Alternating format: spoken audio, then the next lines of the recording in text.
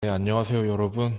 지난 시간에 우리는 인간의 본성에 대한 관점, 그리고 윤리사상과 사회사상이 무엇인지에 대해서 알아봤습니다. 일단 인간 본성에 대한 관점은 크게 세 가지가 있다라고 얘기를 했어요. 처음에는 인간의 본성은 태어날 때부터 선하다라고 보는 성선설의 입장이 있었고, 아니다. 인간은 태어나면서부터 악한데 후천적인 노력에 의해서 선한 행동을 할 뿐이다라고 보는 성악설이 있었고, 또 마지막으로 태어날 때 인간의 본성은 선하지도 악하지도 않다라고 봤던 성무선악설이 있다라고 얘기를 했었습니다. 자, 그리고 윤리사상과 사회사상이 무엇인가? 일단 윤리사상은 인간의 도덕적 삶과 행위에 대한 체계적인 생각이라고 얘기했고, 이 윤리사상은 인간의 본질에 대해서 탐구를 하고 우리가 어떤 행동을 해야 될지, 도덕적인 문제 상황이 발생했을 때 어떤 행동과 감정을 가져야 될지에 대해서 알려주는 역할을 한다고 했습니다. 반면에 사회사상은 사회현상을 설명하고 해석하는 체계적인 생각이라고 얘기를 했었고요. 우리가 어떤 사회에 도달해야 되는지 알려주고 또 그 사회에 도달하는 방법은 무엇이고 운영하는 방법은 무엇인지 알려주는 역할을 한다고 얘기를 했었습니다.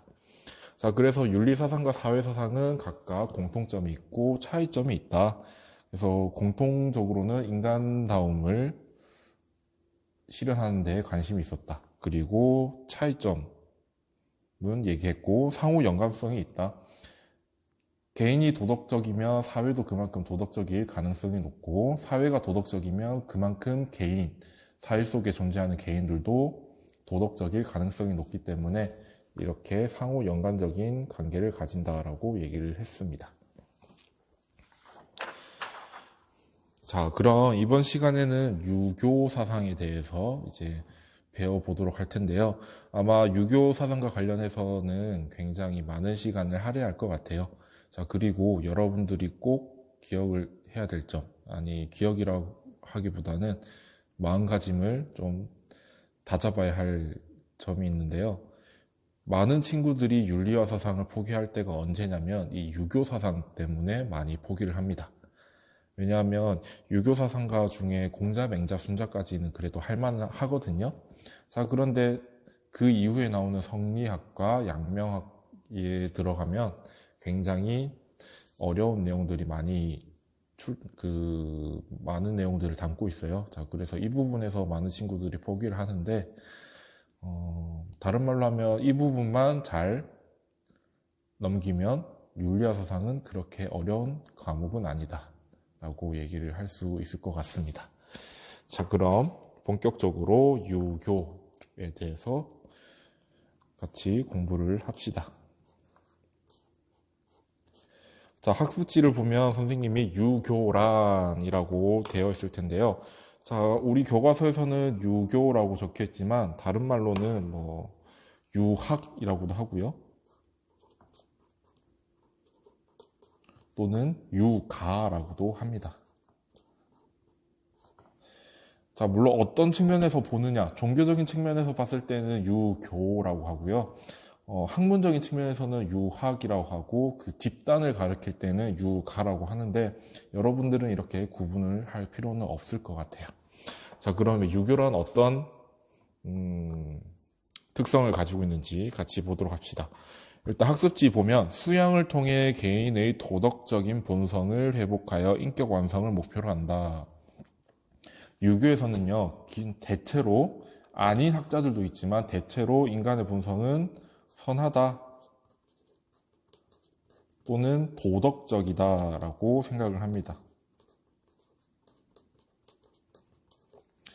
자, 이런 본성을 가지고 있는데 이 본성이 어떤 이유에 의해서 잘 드러나지 않게 된다고 생각을 해요. 자, 그래서 인간은 선한데 악할 수도 있다. 행동을 하기도 한다. 자, 원래 인간은 도덕적인 본성을 가지고 있고 선한 측면이 있는데 악한 본성을 하면 당연히 우리는 선한 본성을 실현하도록 노력을 해야 되겠죠. 자, 그런데 이 중간 매개체를 하는 것을 유교에서는 예라고 합니다. 예.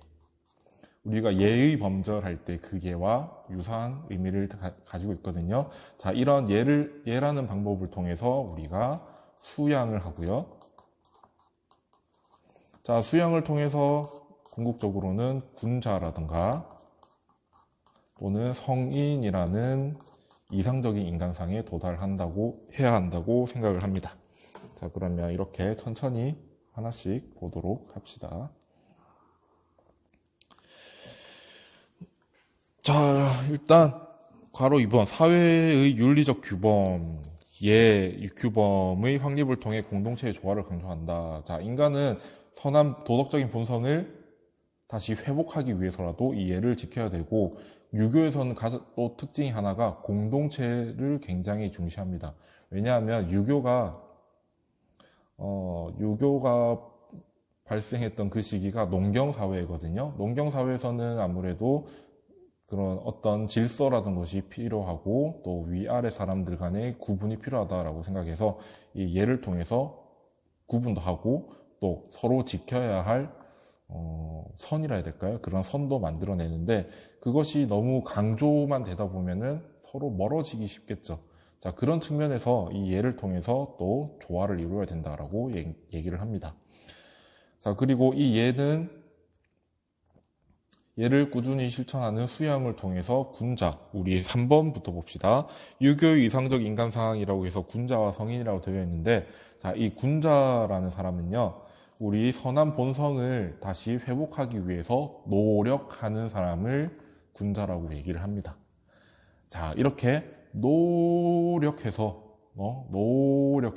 군자가 도덕적 본성, 선한 본성을 완전히 한다면 그 사람은 이제 성인이라고 부를 수 있게 됩니다. 자, 이렇게 모든 사람이 군자가 되고 성인이 된 사회를 우리 2번 대동사회라고 얘기를 합니다. 자, 대동사회란 어떤 사회인가? 인륜이 구현되고 능력 있는 사람이 등용되며 재화가 고르게 분배되고 사회적 약자가 보살핌을 받는 평화롭고 도덕적인 공동체라고 적혀 있습니다. 자, 능력 있는 사람이 등용된다. 자, 여러분들도 이런 사회가 됐으면 좋겠죠. 아무리 능력이 있어도 빽이 없으면 좋은 직장을 못 갖는 그런 사회는 우리는 정의롭지 않다라고 생각을 합니다. 자, 그래서 여러분들이 만약에 어떤 특정 능력이 있다면 그 능력을 10분 발휘해서 여러분들이 원하는 직장을 갖는 게 우리가 바라는 사회가 되겠죠. 그리고 재화가 고르게 분배된다라는 얘기는 재화가 이제 돈이나 아니면 재물 같은 것이 모두 똑같이 갖게 되는 것은 아닙니다. 우리가 흔히 말하는 사회주의나 공산주의처럼 모든 사람들이 똑같이 나눠 갖는 것이 아니라 그 신분에 따라 또는 그 능력에 따라서 분배를 받는 것을 고르게 분배된다라는 표현을 사용을 합니다. 자, 그리고 사회적 약자가 보살핌을 받는 이것도 여러분들이 생각하기에 굉장히 정의로운 사회라고 생각을 할 수가 있겠죠. 자, 이런 사회를 대동사회라고 하고요. 유교에서는 이 대동사회를 가장 이상적이고 우리가 반드시 실현해야 할 사회라고 봤습니다. 자, 그럼 이제 4번 보면 유교의 변천 과정이라고 적혀 있는데요. 자, 유교는 어떻게 변하고 발전하는지에 대해서 얘기를 해보도록 하겠습니다. 다시 유교를 적어두고요. 자, 일단 주요 왕조 첫 번째 칸을 보면 하은주라고 되어 있죠. 일단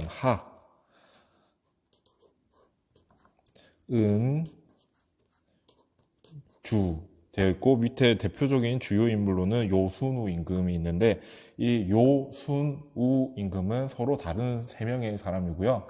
이 요순우 삼왕의 시대를 굉장히 태평성대, 중국 역사상에서 가장 평화롭고 가장 부유했던 시기라고 얘기를 합니다. 자, 그리고 주공이라는 사람이 나와 있는데 주공이라는 사람은 이 주나라의 지금으로 치면 총리라고 얘기를 해도 될 것 같아요. 자, 그만큼 영향력이 있는 사람이었는데요. 자, 이 하은주 시대가 왜 중요하냐면 일단 태평성대의 시기인 것도 이런 이유도 있지만 이때 인륜, 인간이 반드시 지켜야 하는 도덕적인 원칙이라든가 법칙들이 가장 정립된 시기입니다. 자, 이런 시기이고 또 우리 방금 앞 페이지에서 예가 굉장히 중요하다라고 얘기를 했죠. 이 예를 체계적으로 정립했다라고 얘기를 합니다. 자, 그런 점에서 유교에서는 이 하은주 시대를 가장 이상적인 시기라고 얘기했고, 결국에는 우리가 지금 살고 있는 이 현실, 지금 이 시기를 하은주 3대 시기와 유사하게 또는 똑같이 만들어야 된다는 측면에서 이 시기가 굉장히 중요합니다. 자, 그 다음에 춘추 전국 시대가 나옵니다.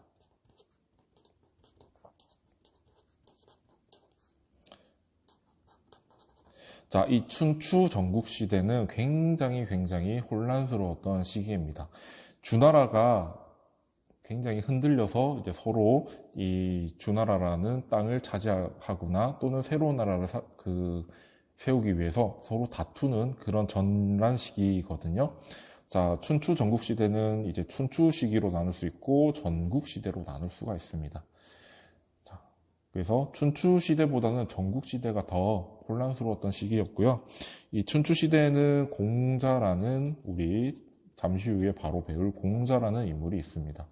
이 공자라는 인물은 이제 제자백가 중 한 명이었다.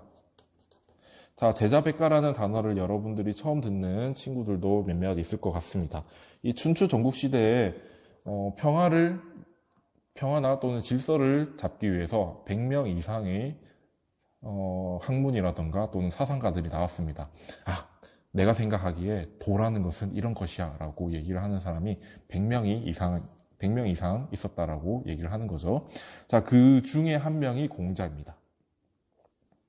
자, 이 공자는 우리가 인간의 본성 속에는 인이라는 굉장히 좋은 선한 본성이 있고, 이 본성이 아무래도 환경 때문에 또는 육체 때문에 생겨나는 욕심 때문에 악한 행동을 하게 되고, 그러면 우리는 주나라 시대의 예를 통해서 이 선한 본성을 회복해야 된다라고 얘기를 하면서 유교라는 종교라고 해도 되고 학파라고 해도 되겠죠. 이 유가라는 학파를 창시한 사람이라고 얘기를 할 수 있습니다.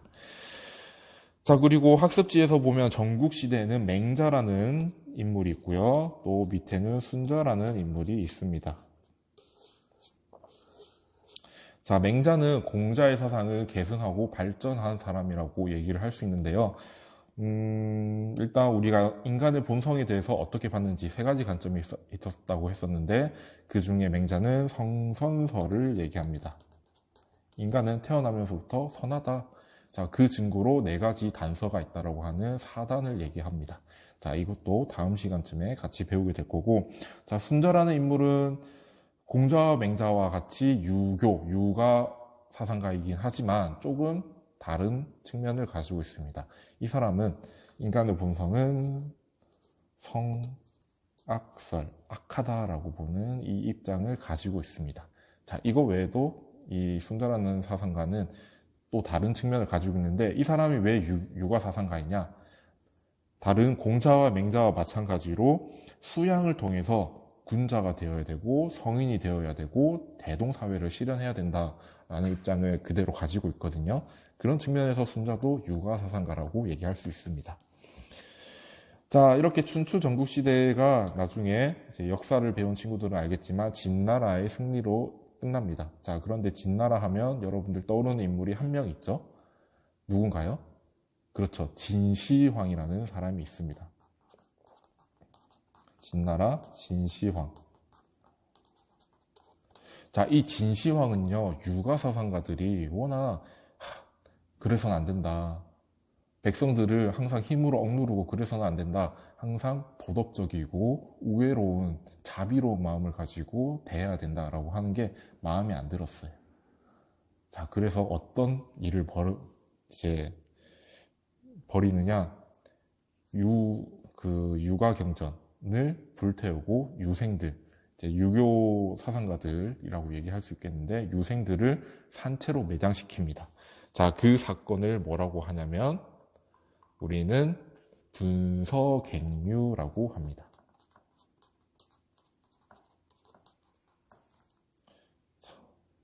자, 그러면 이제 진나라 시기에는 유교가 성행한 것이 아니라 굉장히 억압받고 또 거의 존폐 위기에 있는 그런 시기라고 얘기할 수 있겠죠. 자, 그런데 진나라 다음에 나오는 한나라 시기에는 또 여러분들이 들어본 왕이, 유명한 왕이 있을 겁니다. 한나라 무제, 한무제.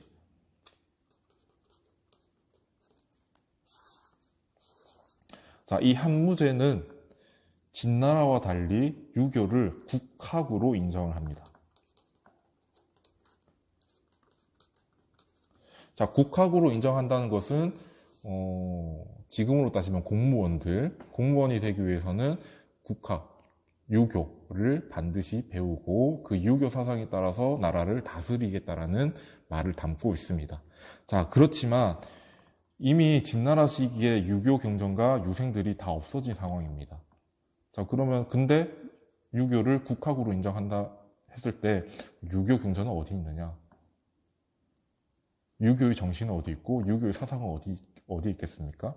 자, 그래서 유교 경전을 복원하는 경학이라는 것.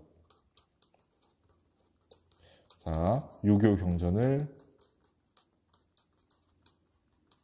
복구하는 학문입니다. 자, 그리고 이 복구된 학문의 그 유교 경전에 대해서 주석이라고 하죠. 이제 해설하는 거. 자, 그런 해설을 하는 학문을 훈고학이라고 합니다. 주석 달기, 주석이나 해설 달기. 자, 이런 경학과 훈고학이 중심이 되어서 유교를 이제 국학으로 인정합니다. 자, 그러면 이 당시에는 나중에 배울 도가라는 사상도 있고 불교라는 종교도 있는데 이 불교와 도가 사상에 비해서는 그렇게 큰 영향을 끼치지는 못했다라고 얘기를 할 수 있겠습니다. 자, 뒤에 송나라와 명나라, 청나라도 나와 있는데요. 아까 말했듯이 이 송나라 시기에는 이제 성리학이라는 학문이 나오고 명나라 시기에는 양명학이라는 학문이 나옵니다. 그리고 많은 친구들이 이 송나라 시기의 성리학과 명나라 시기의 양명학에서 굉장히 많이 어려워하는데 나중에 선생님과 함께 같이 어렵겠지만 같이 배워보는 시간을 가져보도록 하겠습니다. 우리는 일단 이 정도만 알고 있읍시다. 자, 그러면 이제 유교를 정립한 공자라는 인물에 대해서 배워보도록 합시다. 자, 이 공자라는 사람은 여러분들이 아는 친구들은 알고 있겠지만 인류의 4대 성인이라고 불릴 만큼 굉장히 우리 인류 사회에서 많은 영향을 끼치고 있는 사람입니다. 특히 동양 아시아권 나라들 같은 경우에는 이 공자의 유교 사상을 영향을 안 받는 국가가 없을 정도로 큰 영향을 끼치고 있죠. 자, 이 공자라는 사람은요, 일단 주나라, 아까 주나라라는 나라가 있다고 했죠. 자, 주나라의 속국이라고 해야 될지 아니면 그 옆에 있는 그냥 다른 나라라고 해야 될지 정확하게 설명할 수 없겠지만 노나라라는 그 작은 나라에서 태어났습니다.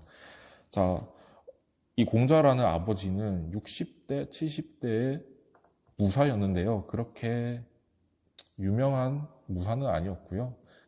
그때까지 하급 무사였습니다. 그 아버지는 하급 무사로서 공자가 어린 나이 일찍 돌아가시고요. 어머니가 무당이셨어요. 자, 그런데 들려지는 얘기로는 이 어머니께서 눈이 머신 장님이었다고 얘기를 합니다. 자, 그래서 공자는 어린 나이 때부터 어머니를 공양하고자 주변 이웃이나 사람들에게 밥 한 푼 달라고 그렇게 나쁘게 말하면 구걸이죠. 자, 구걸을 하면서 생계를 꾸려나갔다고 얘기를 합니다. 자, 그렇지만 이 공자라는 인물은 대단한 게요. 이 제사를 지내는 그런 집이 있으면 거기 가서 꼭 궁금증이 생기고 그 궁금증을 항상 물어봤다고 합니다. 저것은 왜 저렇게 하는 것입니까? 저거는 무슨 의미입니까? 왜 저를 몇 번 하고 왜 그렇게 해야 되는 겁니까? 라고 항상 궁금한 게 있으면 물어봤다고 합니다. 자, 그렇게 하다가 이제 큰 뜻이 생겨서 내가 이 혼란스러운 시기를 제대로 질서를 만들어야 되겠다라는 큰 뜻이 생겨서 이제 제자들을 만들고 가르침을 하게 됩니다. 자, 그러면 학습지에 있는 공자의 사상을 봅시다. 자, 이 공자라는 사람은 사회가 왜 혼란하고, 그러면 이 혼란한 사회를 어떻게 해결해야 되는지에 대해서 얘기를 합니다. 일단, 사회 혼란의 원인. 인간은 도덕적 본성을 가지고 있는데, 이 도덕적 본성이 타락되어 있다. 제대로 드러나지 못하고 있다라고 얘기를 하고 있고요. 통치자가 잘못된 정치를 하고 있다라고 봤습니다. 자, 아무래도 그렇겠죠. 우리나라 대통령이 정치를 잘못하면 우리나라가 굉장히 혼란스러워지고 또 미국의 대통령이 정치를 잘못하면 미국이라는 사회가 굉장히 혼란스러워지겠죠. 자, 이것처럼 공자도 마찬가지. 그 나라를 다스리고 있는 통치자가 잘못하면 그 아래에 있는 백성들도 혼란해질 수밖에 없다. 그렇기 때문에 사회가 지금 혼란한 거다라고 얘기를 하고 있는 거죠. 자, 그러면 이런 혼란한 사회를 어떻게 해결해야 되는가? 첫 번째, 우리 원래 선한 도덕적 본성을 회복해야 된다. 두 번째, 예를 실천해야 된다. 결국에는 첫 번째와 두 번째가 같은 거예요. 예를 실천함으로써 도덕적인 본성인 인을 회복할 수 있고 실현할 수 있는 거거든요. 자, 그리고 세 번째, 정명의 구현이라고 되어 있는데 이거는 밑에서 같이 보도록 하고, 재화의 고른 분배. 아까 대동사회에서 봤었던 내용이죠. 그리고 덕을 통해서 통치를 해야 된다라고 얘기하는 덕치. 이것을 한다면 이 사회는 혼란이 없어질 것이다 라고 봤었습니다. 자, 그러면 이제 핵심 내용을 보도록 합시다. 인이 가장 먼저 나와 있네요. 자, 이 인이라는 거는 인간이 가지고 있는 도덕적인 본성이라고 얘기를 할 수 있겠습니다. 자, 그런데 이 인은 누가 주느냐? 자, 여러분들은 이거는 배경으로 한번 기억을 해두세요. 자, 공자가 살기 이전부터 하은주 시대부터 중국 사람들은 태풍이나 또는 지진이라던가 역병까지, 병이 유행하는 거, 그런 역병까지 하늘이 인간이 잘못해서 벌을 주는 것이다 라고 생각을 했었습니다. 하늘. 자, 그러면 이 하늘이라는 존재가 굉장히 무서운 존재이기도 하고 그렇겠죠. 자, 그런데 공자가 생각하기에 이 하늘이라는 존재가 인간에게 선한 본성을 명령했다라고 생각합니다.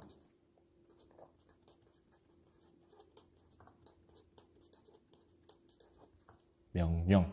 이것을 천명이라고도 얘기를 합니다. 자, 그러면 인간은 이 인이라는 도덕적인 본성을 천명으로 받게 되었다. 자, 명령이니까 우리는 이것을 반드시 실현해야 되는 것이 되겠죠.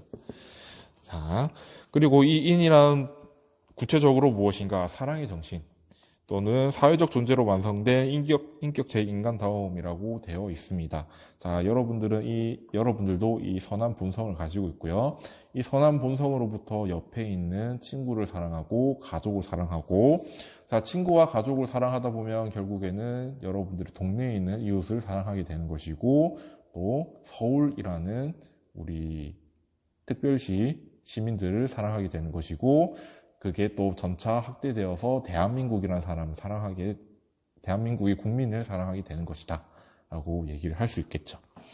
자, 그리고 이 인이라는 것은 여러분들이 반드시 기억해야 될 점, 좀비 진소.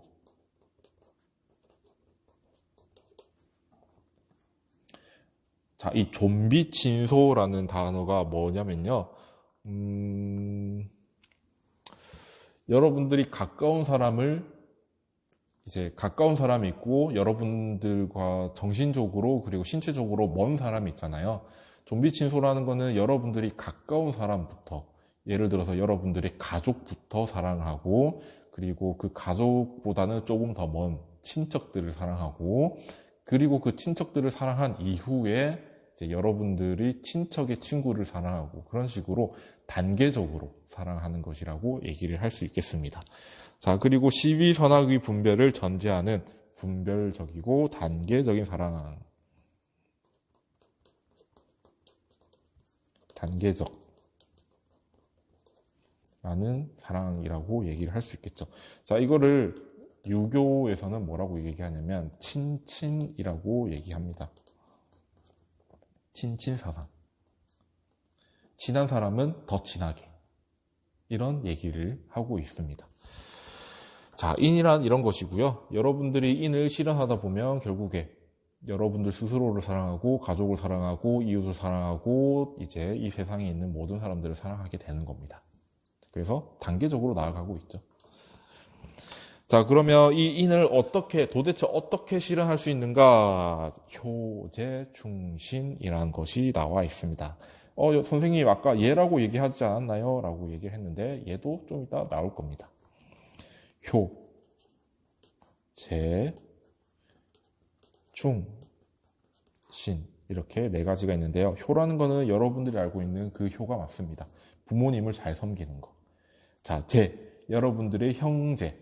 물론 여러분들 형제라는 단어가 남자와 남자끼리를 말하지 않나요? 라고 얘기할 수 있겠지만 그렇진 않고요. 여러분들의 언니, 오빠 또는 동생들, 그 존재들을 서로 존중하고 공경하는 것을 제라고 얘기합니다. 자, 그러면 충은 무엇인가요? 자, 충을 선생님이 한자로 한번 써볼게요. 자, 충을 한자로 쓰면 이렇게 쓸 수 있습니다. 자, 또 이거를 나누면 이렇게라고 얘기할 수 있겠거든요. 중간중, 마음 심자. 여러분들의 마음에 기준이 한 가지라고 얘기를 할 수 있는 한자입니다. 자, 그래서 이거는 여러분들이 여러 가지 마음을 가지는 게 아니에요. 여러분들이 여러 가지 마음을 가지는 게 아니라 딱 한 가지, 여러분들의 선한 본성에 집중해서 거짓되지 않는 마음을 그대로, 있는 그대로 드러내는 것을 충이라고 얘기를 합니다.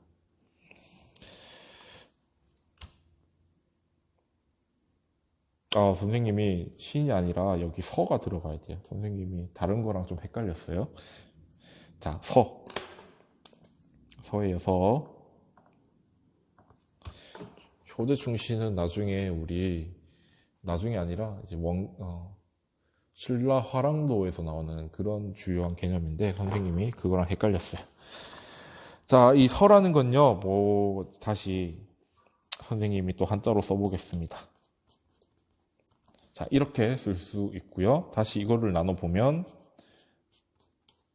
이건 같을 여자입니다. 그리고 또 마음심이 나오죠. 자, 마음을 같이 한다라고 얘기를 할 수 있는데 무슨 얘기냐? 내 마음이 곧 네 마음이고 네 마음이 곧 내 마음이다. 약간 불교처럼 얘기할 수 있겠는데 이 부분은 뭐냐? 야, 내가 이걸 하기 싫은데, 내가 이 수업을 듣기 싫은데 우리 친구들은 얼마나 듣기 싫겠어. 야, 너도 하기 싫지? 자기 자신의 마음을 미루어서 다른 사람의 마음을 미루는 것을 서라고 얘기하고요.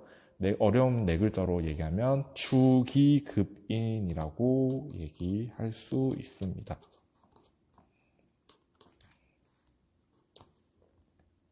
추기급인. 자, 그래서 서를 실천하는 사람은 자신이 원치 않는 일을 남에게도 시키지 않는다. 야, 내가 하기 싫은데 쟤도 하기 싫겠지.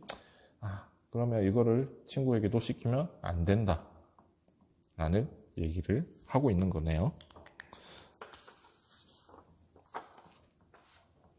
자, 그래서 우리 두 번째 페이지를 보면 제일 위에 박스가 하나 나와 있습니다. 뭐라고 적혀 있느냐? 자공이 물었다. 한마디 말로써 정신토록 해할 만한 것이 있습니까? 공자가 말했다. 서일 것이다. 자기가 하고자 원치 않는 것을 남에게 시키지 않는 것이다. 라고 얘기하면서 서를 얘기하고 있습니다. 자, 그래서 효제충서를 실천하다 보면 실천하는 것이 곧 인을 실천하는 것이다. 라고 얘기를 할 수 있겠습니다. 자, 선생님이 효제 충선은 인을 실현하는 것이지 인을 회복하는 것이라고는 얘기 안 했습니다. 자, 인을 회복하는 것과 인을 실천하는 것은 조금 다른 겁니다. 자, 이 부분에서 아까 여러분들이 가졌던 의문점이 풀렸을 거라고 생각을 해요. 자, 그래서 4번 가로를 보면 예가 나옵니다. 여기 쓸 수 있을까?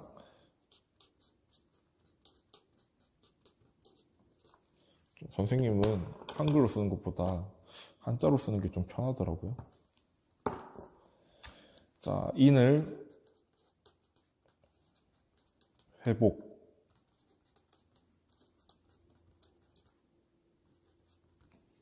자, 이 예란 무엇인가? 우리 학습지 보면 인의 정신을 담고 있는 외면적 사회 규범.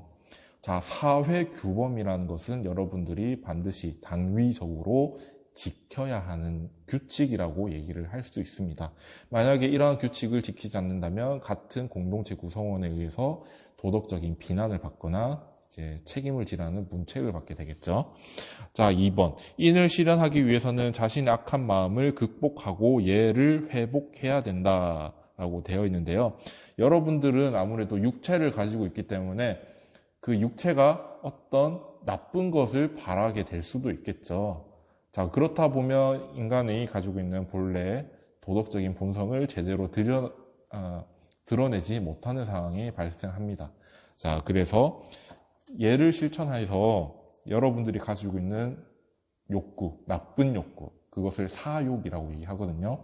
그 사욕을 이겨내야 됩니다. 그리고 예를 실천하고 예를 회복해야 된다. 이때 얘기하는 예는 주나라 시대의 예를 얘기합니다.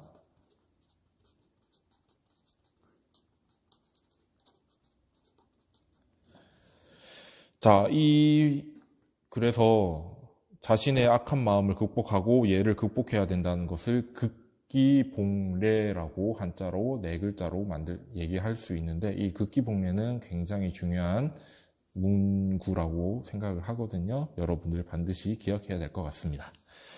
자, 그래서 예의 형식보다는 예를 실천하는 마음가짐이 더욱 중요하다. 여러분들이 예를 실천하는데 여러분들이 어른들을 공경하는 것처럼 보이지만 여러분들이 마음속으로는 저 나쁜 사람, 내가 왜 이런 것까지 해야 되지? 귀찮아, 너무 하기 싫어. 이런 마음가짐을 가진 상태에서 예를 실천하는 것은 진정한 예가 아닌 겁니다. 여러분들이 스스로 마음에서 우러나는 예가 진정한 예인 거죠. 자, 그러면 유교에서는 그런 진정한 마음에서 우러나는 예를 실천하면 인간이 가지고 있는 도덕적인 본성을 실현할 수 있다라고 계속 얘기하고 있습니다. 자, 다음 페이지는 아니고 선생님이 다음 페이지. 자, 우리 5번 봅시다. 5번 말고 5번 위에 있는 이제 안연이라고 하는 그 박스가 있죠. 박스 한번 읽어볼게요. 안연이 인에 대해서 질문하자 공자가 말했다. 자신의 사욕을 극복하고 예를 회복하는 것이 인이니 하루만이라도 사욕을 이기고 예로 돌아가면 천하가 모두 인으로 귀결될 것이니 인을 실현하는 것이 나로 말미암은 것이지 어찌 남에게 달려있는 것이겠는가 라고 얘기했다. 이에 안연이 그 구체적인 내용을 말씀해 주십시오. 무슨 얘기인지 모르겠습니다. 그러면 구체적으로 어떻게 하라는 겁니까?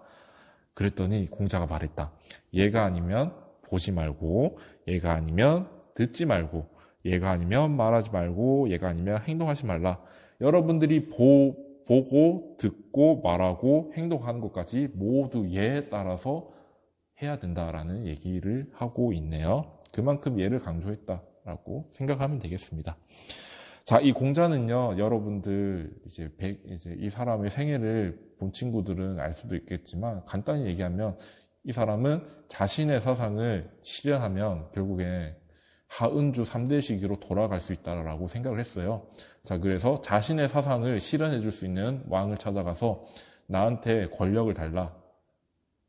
그러면 내가 이 혼란한 시기를 평화롭게 만들어 보겠다라고 하면서 여러 나라들을 돌아다닙니다.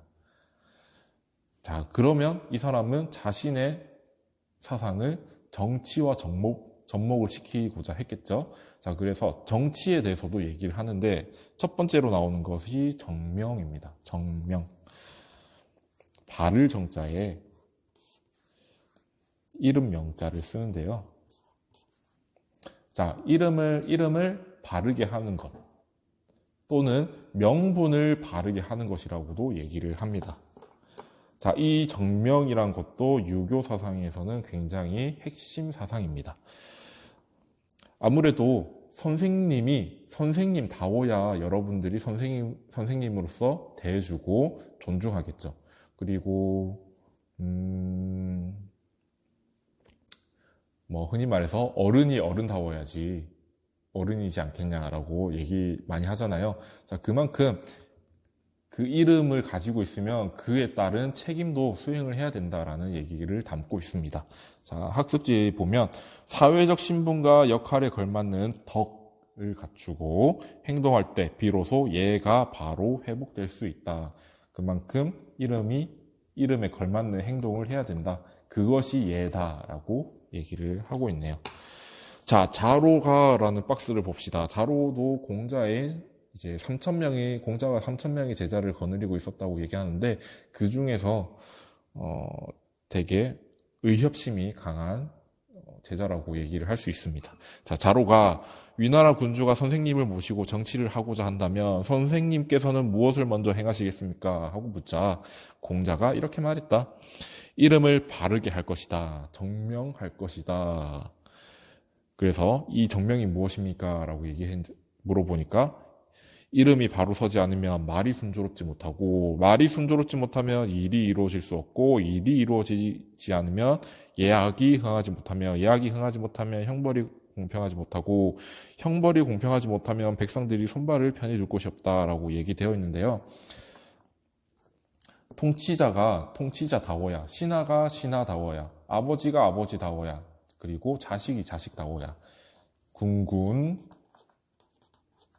신신, 부부, 자자, 군주가 군주답고, 신하가 신하답고, 부모님이 부모님답고, 자식이 자식답게 해야 질서가 잡히고, 그리고 특히 군주와 신하들이 각자 서로의 역할을 잘 했을 때 백성들이 군주와 신하들을 믿고 잘 살아갈 수 있다라는 얘기를 담고 있습니다. 자, 그래서 정치에 있어서 정치뿐만 아니라 여러분들의 일상생활에 있어서 정명은 굉장히 중요한 것이다 라고 얘기를 하고 있습니다. 자, 그 내용이 밑에 박스에 있네요. 재경공이 이제 어떤 특정 나라의 재상이라고 얘기할 수 있겠습니다. 재경공이 공자에게 정치를 묻자 공자가 대답했다. 군주는 군주답고 신하는 신하다우며 아버지는 아버지답고 자식은 자식다운 것입니다. 그것이 정치입니다. 좋은 말씀입니다. 진실로 만일 군주가 군주답지 못하고 신하가 신하답지 못하며 아버지가 아버지답지 못하고 자식이 자식답지 못하면 비록 곡식이 있다고 한들 제가 그것을 먹을 수 있겠습니까? 부끄러워서 못 먹습니다. 라는 얘기를 담고 있습니다. 정명은 여러분들 유교 사상을 할 때 꼭 반드시 기억해야 될 거. 자, 그리고 덕치. 자, 덕치는 한자로 많이 써야 돼서 좀 시간이 많이 넘어갔거든요. 40분을 바라보고 있는데 덕치란 무엇인가? 자, 우리가 지금 현대사회에서는 범죄를 저지른 사람은 법에 따라서 형벌과 처벌을 내리죠. 자, 그런데 공자가 보기에는 이런 형벌과 처벌로 백성을 다스리는 거는 난 이제 백성들이 생각하기에 내가 범죄를 저질렀는데 안 걸리기만 하면 되지. 안 걸리면 뭐 범죄했다고 누가 뭐라 하겠어. 부끄러움이 없어진다고 생각합니다. 자, 그래서 인간이 이제 통치를 하는 사람은 덕에 따라서 통치를 해야 되는데 그 내용 같이 보도록 합시다. 통치자의 덕과 예에 의해서 백성들을 다스리는 정치가 덕치인데요. 이때 중요한 거는 통치자가 먼저 수양하고 군자다운 면모를 가져야 된다라고 생각을 합니다. 군자, 아까 이상적인 인간상 할 때 얘기했죠. 자신의 도덕적 본성을 회복하기 위해서 노력하는 사람. 군자다. 자, 이런 군자가 된 이후에 통치를 해야만 덕치를 할 수 있는 것이고 그것이 올바른 정치입니다.